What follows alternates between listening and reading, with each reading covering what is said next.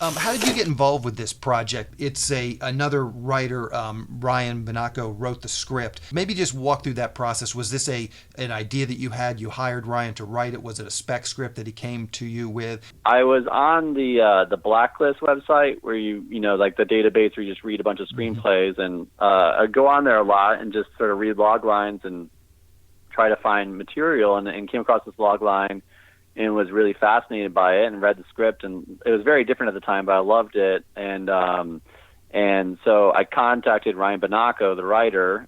I didn't end up optioning it in time, and he optioned it to someone else. And so when I approached him on the option, he's like, "Oh, I just had optioned it," and then they kept the rights for 3 years. And meanwhile, I'd gone on and made some other movies and directed the movie Pandemic, I think, after that. And then I kind of took a break from movies for a while.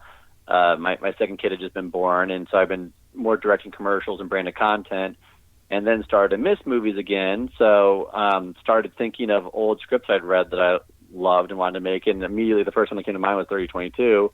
And I contacted Ryan, and the option that the other company had for 3 years had just expired a couple months prior. So it was perfect timing, and we talked about it, and then worked on the script a bunch together and got it ready, and went out and put it all together. I'm curious, you mentioned you found it on the Blacklist.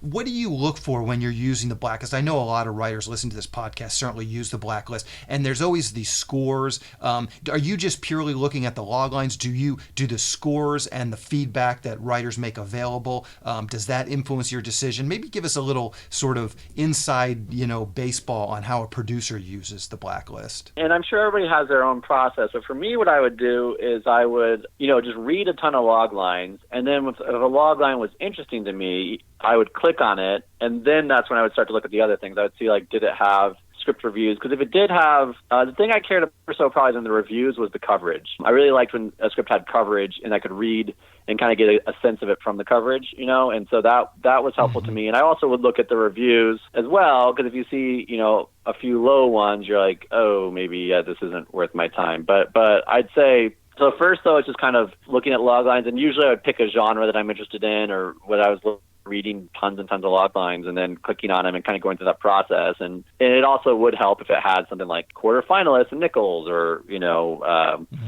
just you're looking for reasons to go to the next step. So a lot of times, a strong log line is crucial, obviously, and that's the first piece. But then after that, there was a whole set of criteria that would be do I go to the next step? And then the next step would be I'd read a few pages and then decide if I wanted to read the rest of it, So definitely having a first, strong first 10 pages is extremely important, Thanks for checking out this clip from the Selling Your Screenplay podcast. If you'd like to hear the full interview, just go to sellingyourscreenplay.com/podcasts, or to go directly to the episode, just use the link in the show notes.